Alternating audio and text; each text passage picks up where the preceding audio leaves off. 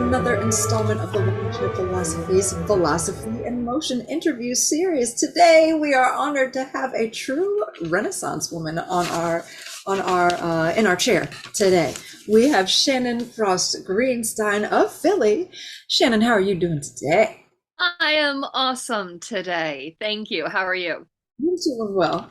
A little frazzled, a little pooped, but well. It's the new academic year. I think everyone and their mother is frazzled. Oh my God.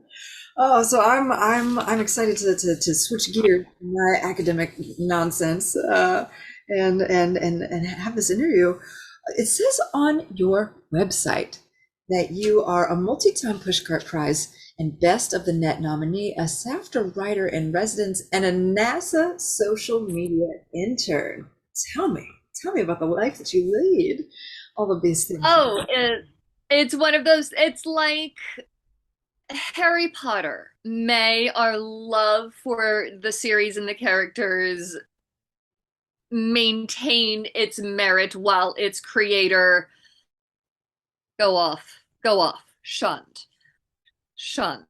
But as Harry Potter says, when you put it like that, it sounds really impressive, but it wasn't always like that. I nearly always had help. So the day to day is a bit more of a trudge, but then there's these little like bursts of light academically or personally or intellectually that like make all the trudging worth it. Okay. Are there any gems that you can share with us about being a NASA intern? What are the NASA secrets?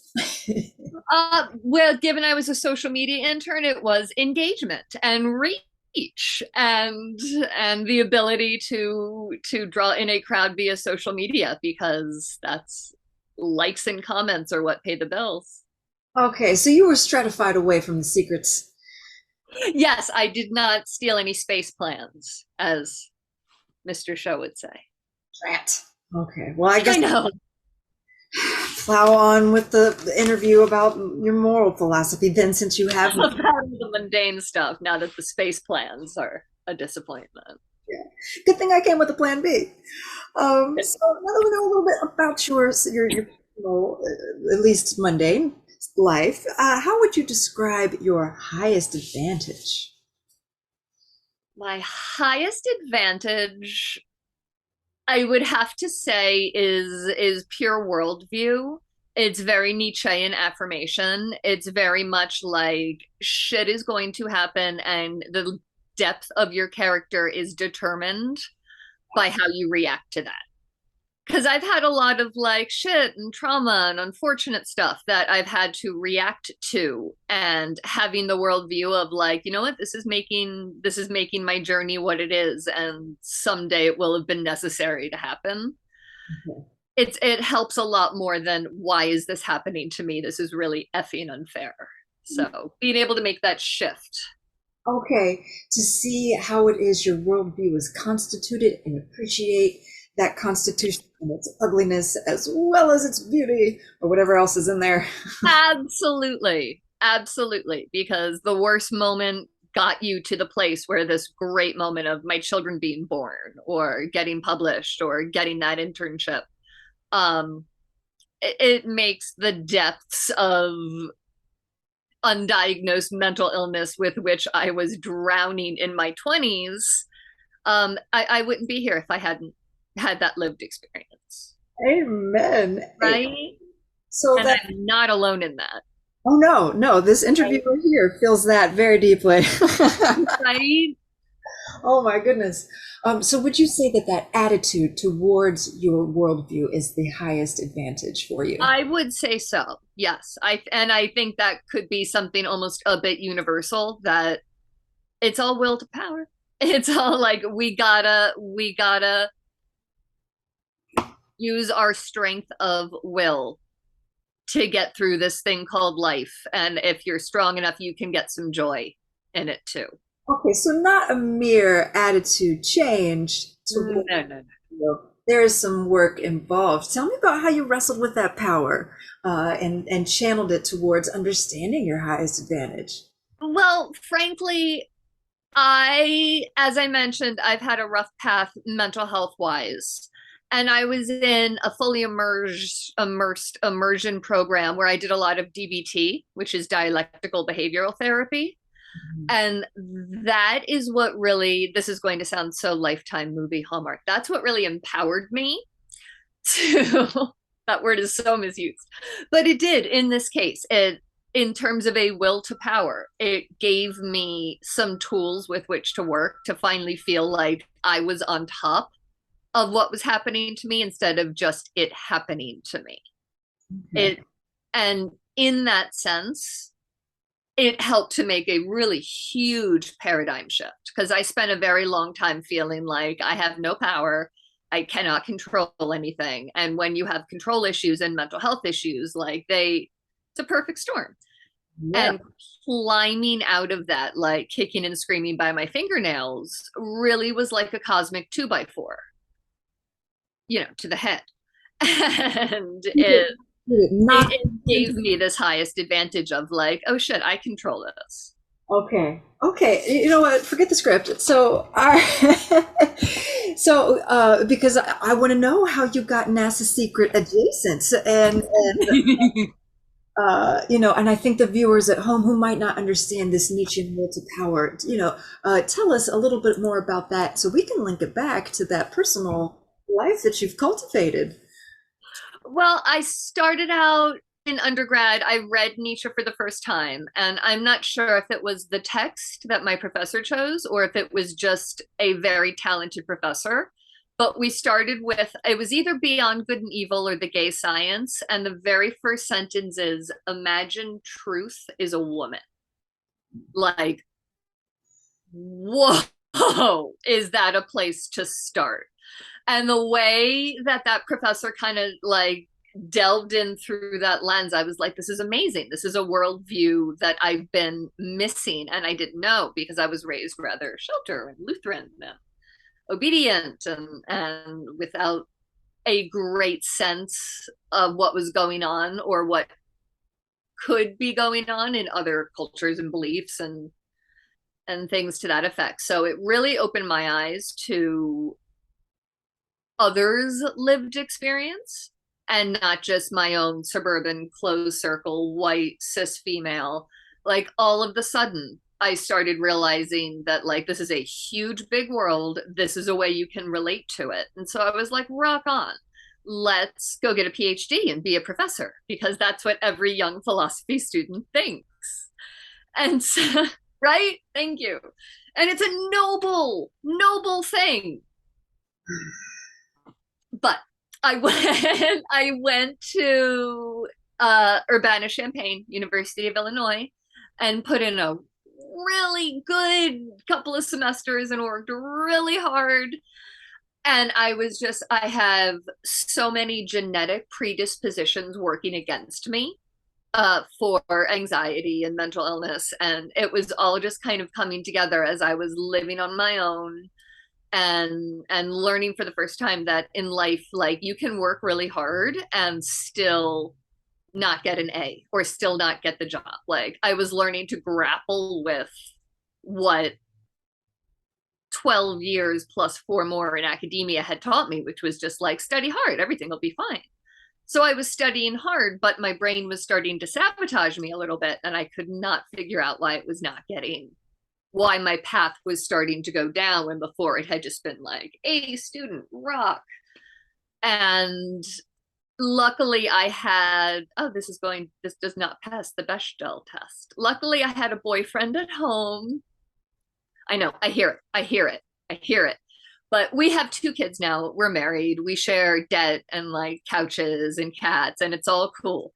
But I came home. I just kind of up and called him one night, was like, grad school is not working out. Can the cat and I come? And just showed up on his doorstep essentially with all of my belongings. Yeah. And he was like, sure, come in. And at that point, I realized I couldn't identify as an academic or a professor in training anymore. And that left a really big hole. It was a huge part of my identity. And when I lost it, I was like, I was floundering because with a bachelor's essentially in philosophy, you don't make the big bucks. and I didn't know any right. And I didn't know anymore what I wanted to do.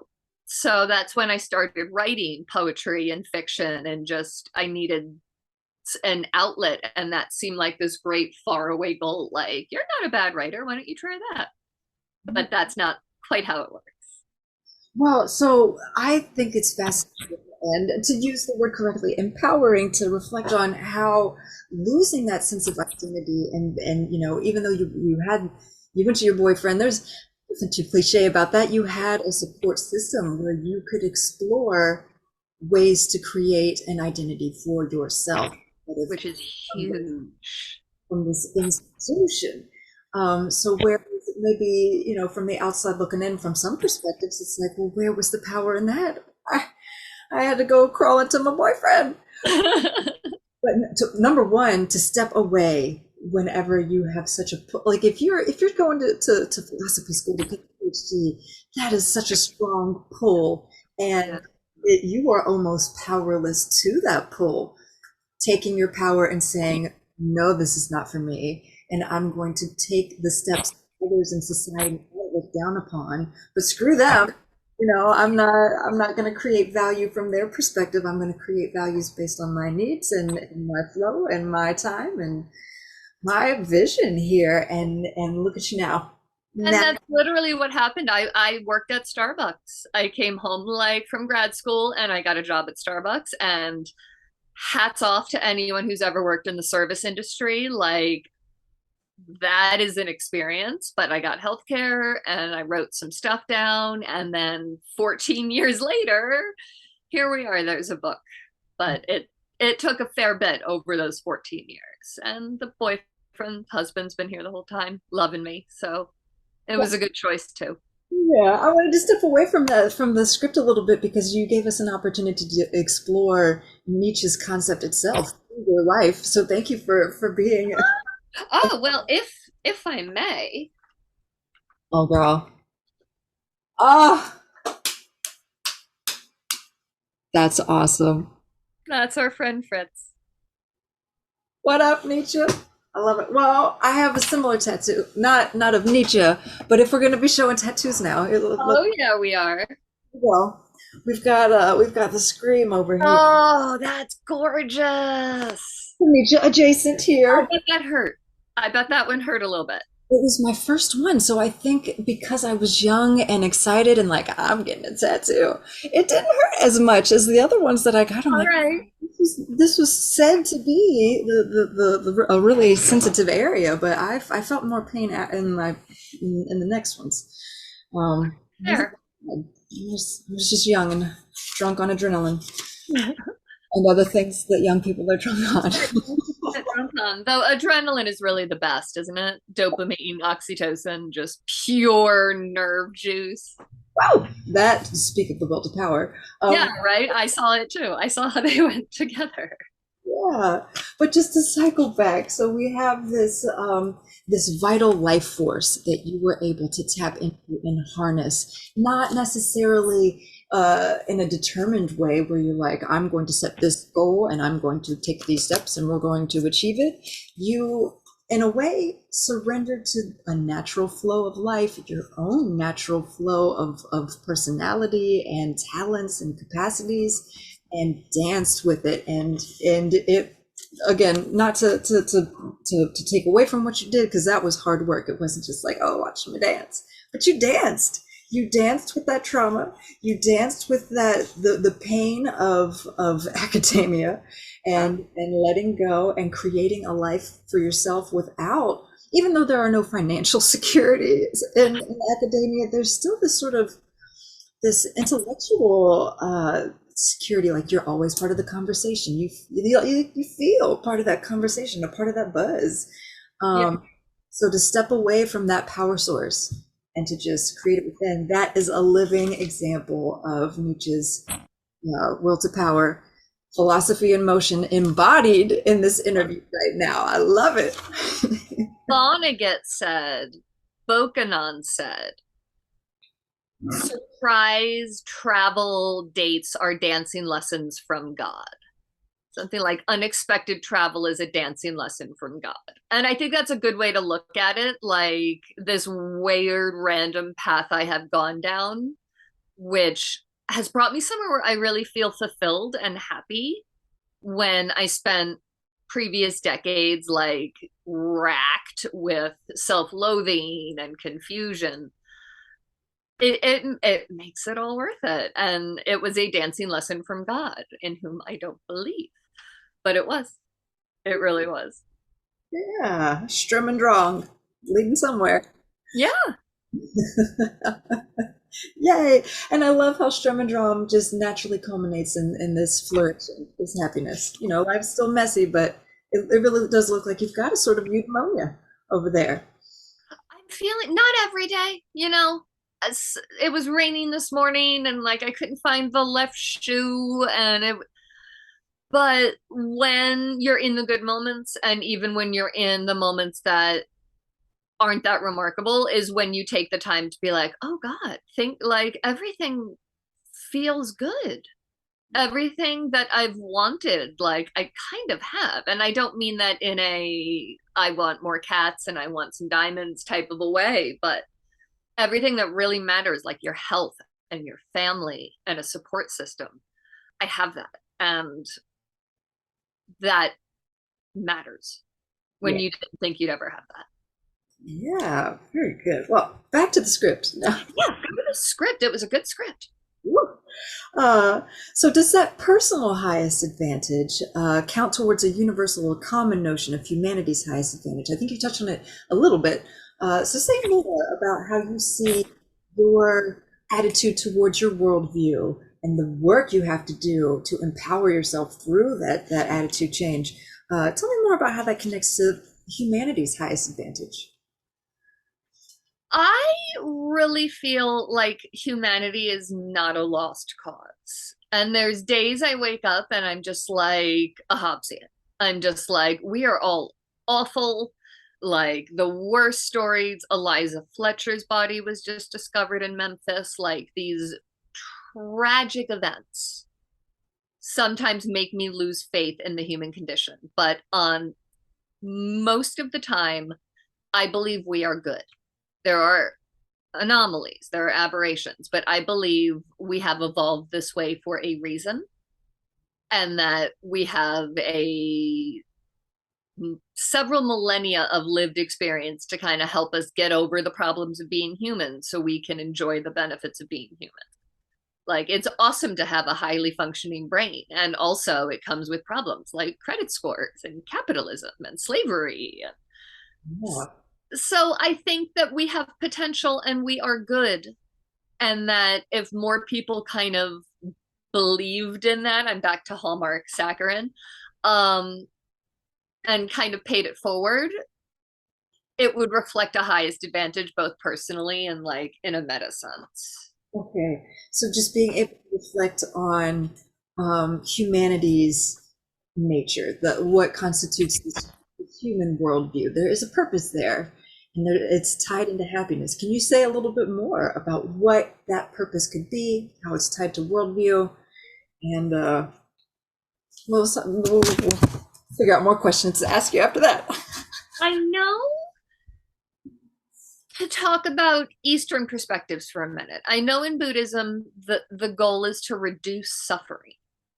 And it makes me wonder like, to be happy, is that happiness or is that no suffering?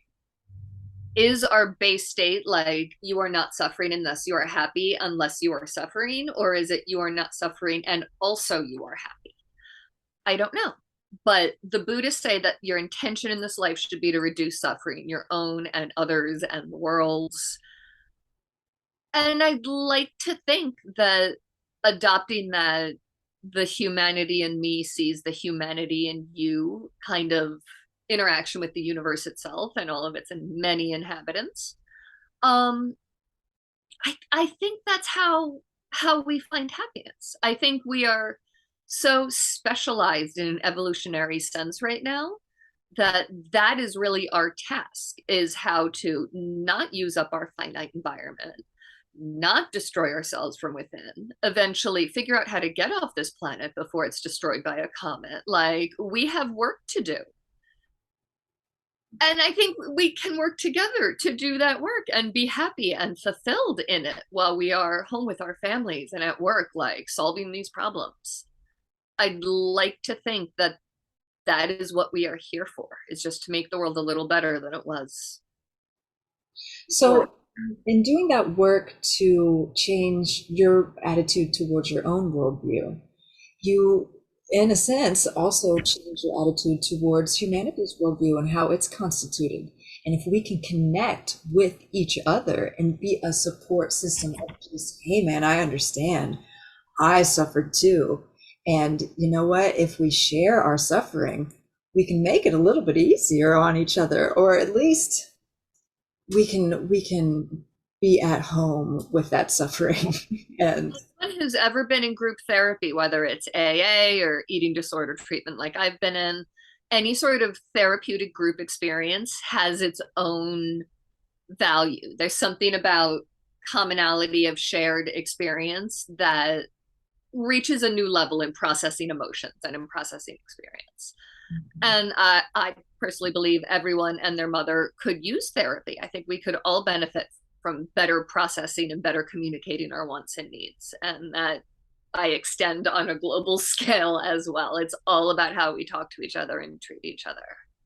so to step away from the script again, um, so would we say that human happiness could be tied up in doing the work of connecting with each other, making a home for ourselves in that suffering, and then that our purpose is not only to be happy, but involves just that work, that activity. I think so. And sometimes that work hurts. So I don't think the ultimate goal could be to just like universal eudaimonia. I don't think that's possible when there is work to be done, and there is work to be done, and there is value in that work. So I think it's this joint purpose of like, I am living at my best and that feels awesome. Without getting lost in the, and I need that purpose to light the fire under me, and I need that goal to like keep reaching towards, because stagnation is death. So it's like a continuous actualization of our humanity. Absolutely. That's how I feel precisely. Oh, girl, yeah, I love Right? Like, life is a gift, and it's hard and messy and painful and unfair, but we're lucky that we get to do it when like one different sperm and like you wouldn't have been. it. That's Yeah, just how cell mitosis works. Like, it could have been any other one, and like this entire thing, this interview now wouldn't have my goodness. happened. So it's good. So have a good day. Have a good day. Yes, Just try and have a good day. it has been a good day. It has been a good day. Yeah, mine hasn't been bad. Yeah, Rainy. yesterday was a struggle. Oh my gosh. It was raining here yesterday, and I have holes in my shoes, and my socks got wet. I had to teach them spin wet socks. Oh, that's a unique layer of hell. Wet socks. But if that's the only thing I can complain about, hey, Hey, good day. yeah. All right, all right, all right. So from these notions in philosophy, let's maybe turn practical, and maybe we've already kind of done that. So how do your everyday practical endeavors serve the achievement of your personal highest advantage? So what does that work of connecting and actualizing our humanity, what does that look like in the everyday to you? It's a lot of listening to the people in my home and in my circle. It's a lot of mindfulness. It's a lot of random acts of kindness, frankly, which I think is even better than saying, like, yes, I see your struggle, I want to help. It's like opening the door for the mother who's struggling with the stroller to get the baby through the door. You just hold the door for a second.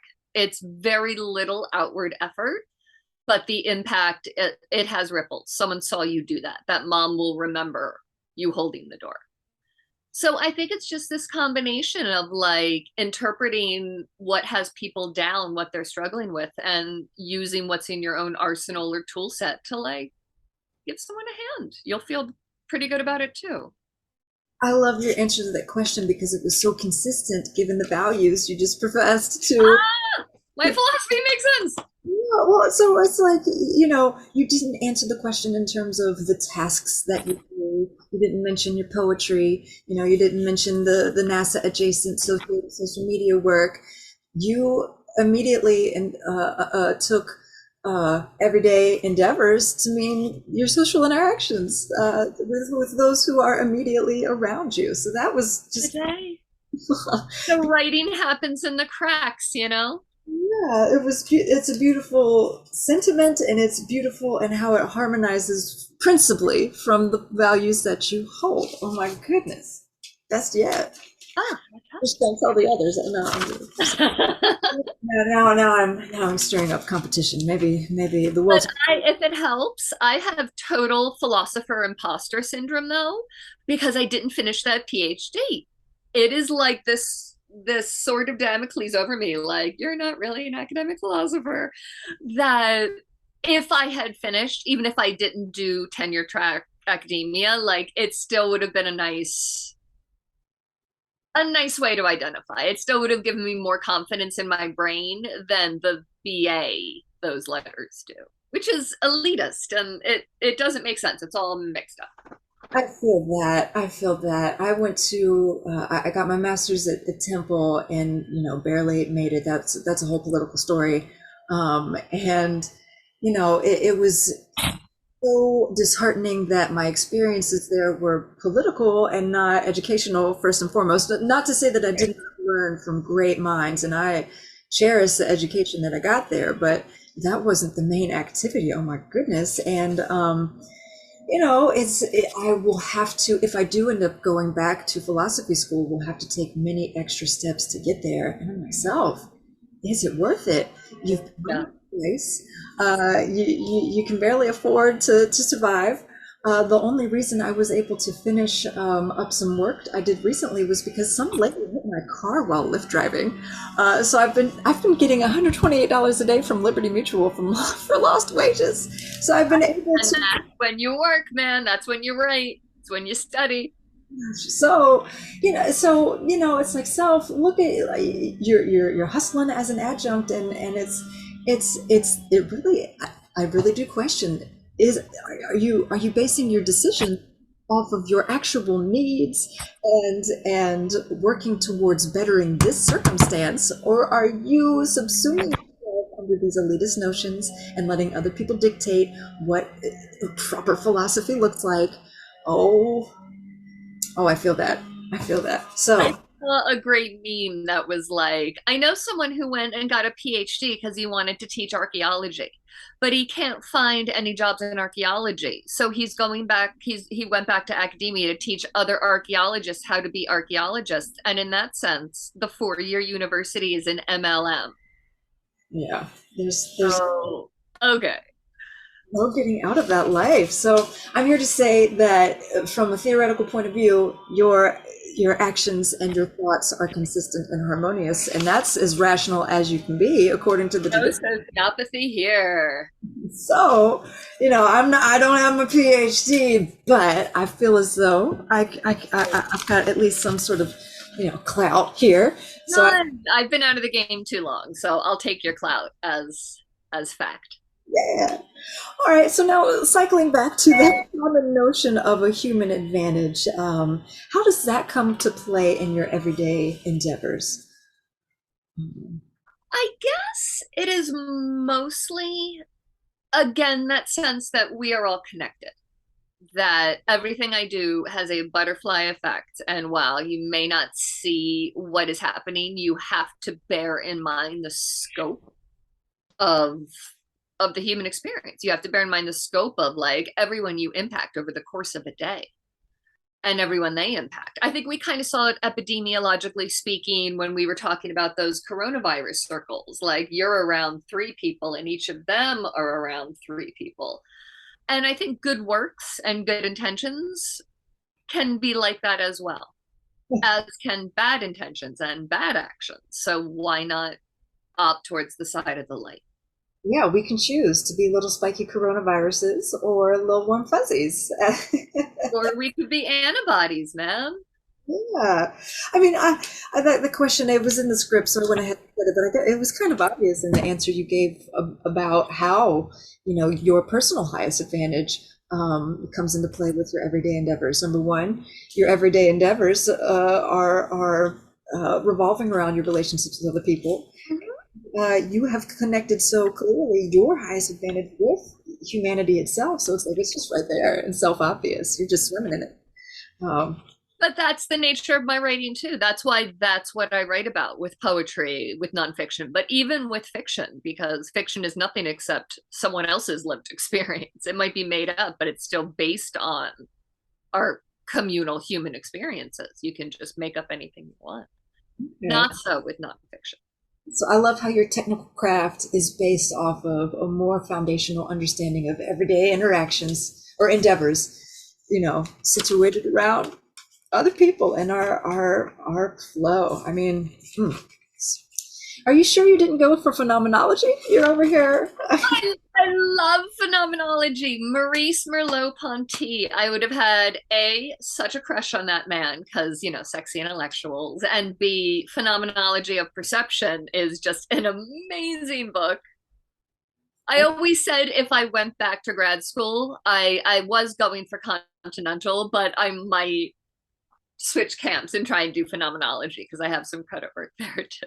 I mean, it's just what you're saying just reeks of embodiment. And It was a very impactful professor, I'm telling you. I love it. I love the reek. I love the smell. Keep it coming. Yep.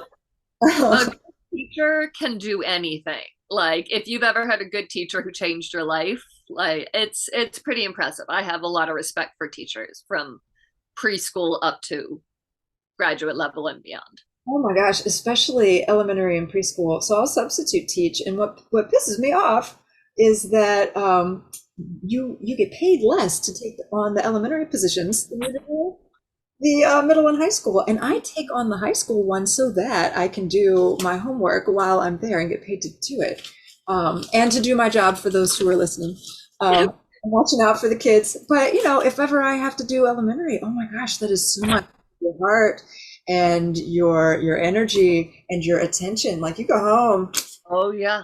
and ill with all sorts of strep throat.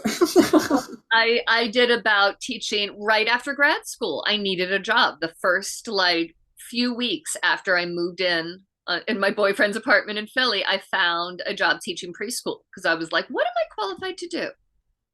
Not much. Teach. I was a teaching assistant, so I got a job teaching preschool and was immediately out for like the next 2 months with like strep throat, bronchitis, little cesspools. God bless them. They're adorable. Yes. Oh my God. Oh Lord, have mercy. Yes, teachers, we hear you, and we love you over here at the Lawn Chair Philosophy Love Foundation. teachers.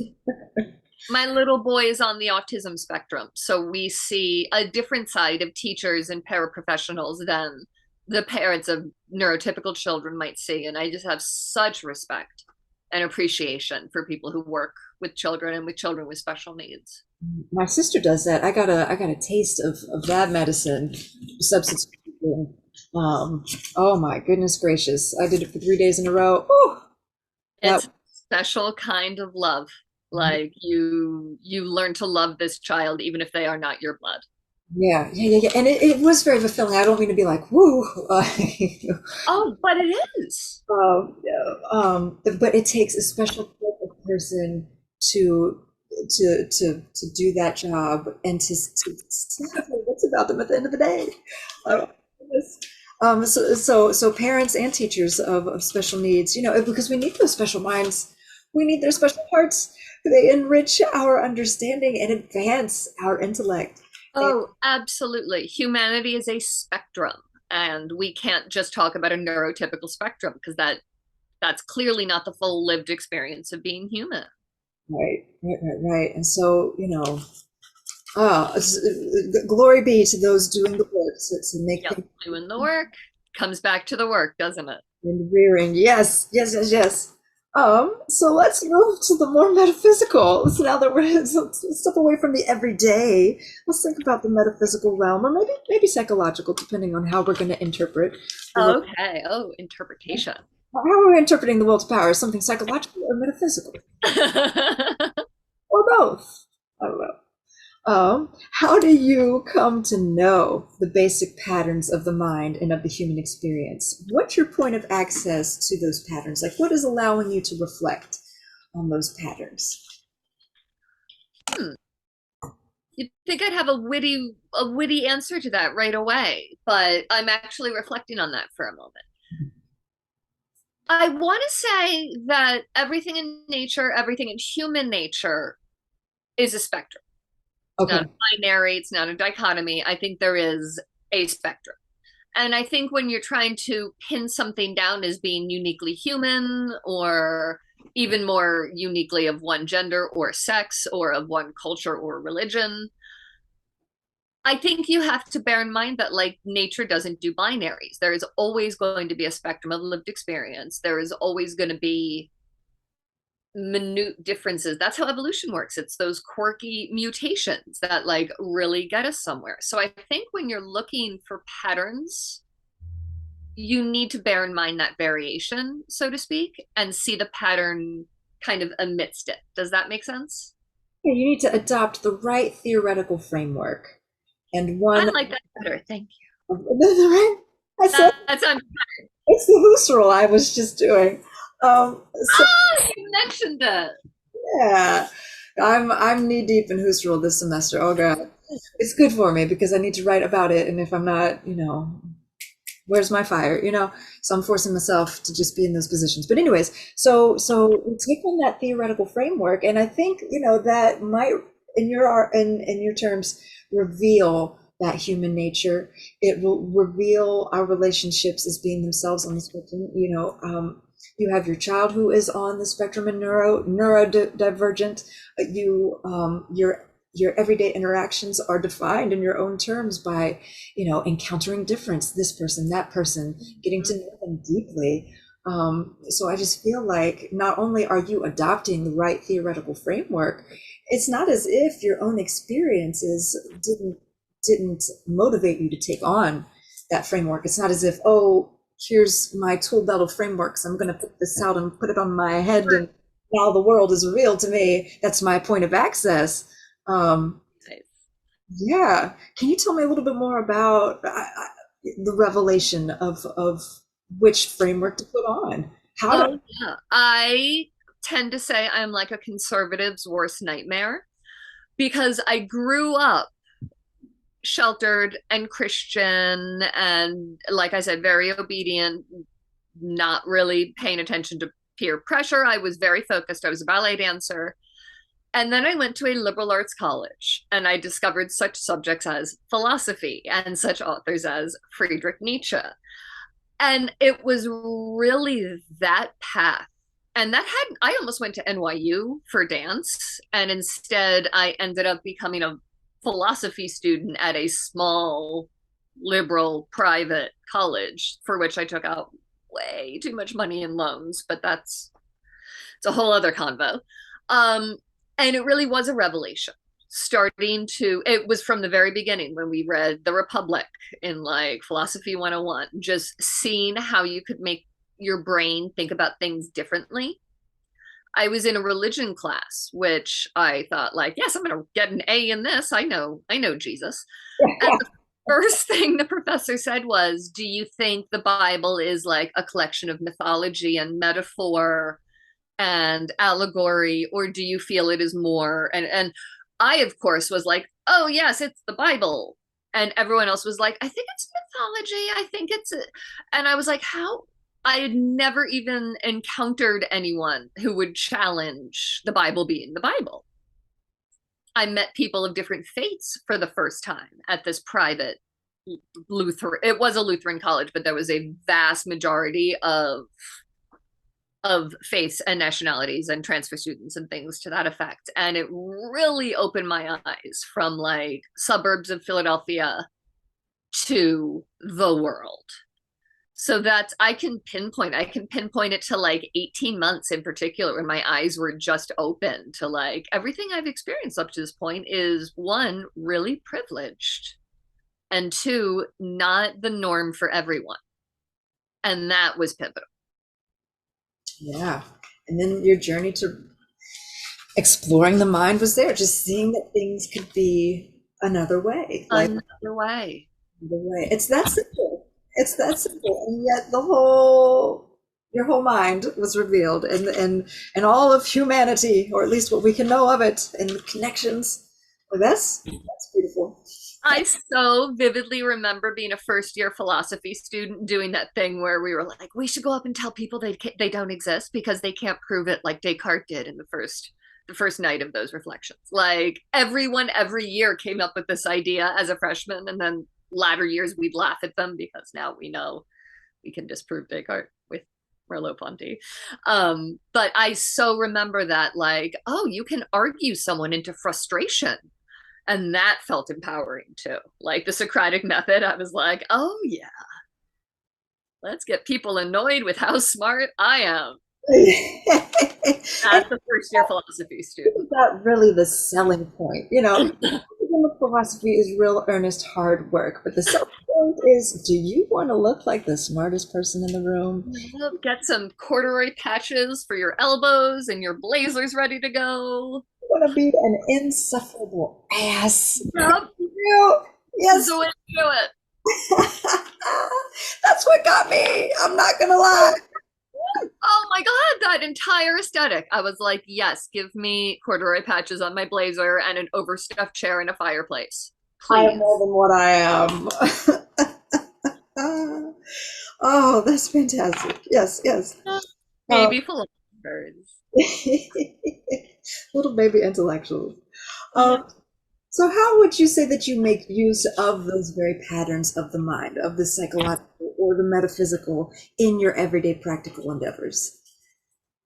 Well, now moving from practical endeavors to my work, which is reflective of my everyday endeavors. I fall back on a couple themes pretty regularly, and they show up in my poetry, they show up in my fiction, and a lot of it has to do with these very existential musings about like what really is evil, what really is redemption, like when you don't have a deity who is controlling your movements, when you are a humanist like I identify as, like what is your motivation, what is the impact of that. A lot of just these, what does it mean to be human, and what does that look like when it goes awry, because I write some pretty dark fiction too. um but I fully employ that notion of a spectrum with my characters, with the situations they find themselves in. I don't think anyone is fully good or fully bad. I think there's a spectrum. We're all situated on it. I think your best moments can exist alongside your worst moments, and like that's still you. You have this great part, you did this great thing. You have this bad part, you did this bad thing. Like reckon with that, rectify that. Like you have to deal with that. I remember the producers of Hamilton had filmed a documentary where they were talking about Aaron Burr. And one of the film writers was like, Aaron Burr is remembered for the worst day of his life. Like the worst thing he ever did. That's why we know who he is. That's how we remember him. And he was like, think about if your worst moment on this planet was like how you were remembered, was you. You are defined by your worst moment. And that really got me thinking, like, oh, I have some moments I would rather not be my legacy. So it really, I think, honoring that humans are capable of great things and terrible things is something you can see as a pattern in my work as well. And in your relations with other people, I would assume that it's easier to connect with other people when you're not so rigid in your judgments of them. Oh yeah. Yeah, judgment does not lead anywhere good. I get that as a species, we're designed to be like, oh, ew, that seems weird. If it's going to poison us or like end our ability to raise young. But that the modern day like withdrawal from having empathy or compassion does not, it's not a good color on us. I think that's something, if we resisted that urge to pull away from anything that's uncomfortable or might pose a threat, Yeah. more often than not, it's really not. Yeah. We're So not going to get poisoned. you use those patterns of the mind, which you understand through the framework of a spectrum. You can, no, now I'm getting lost in my train of thought. What was that question? What did I even ask for? In your everyday endeavors. Yes, yes, yes. So you have this basic pattern of the mind that you understand through the spectrum, and of human existence, of maybe morality, of human actions and behavior. And you're able to, number one, connect better with other people that way, but also to embody your worldview, the work that you do to connect to that humanity. You use these questions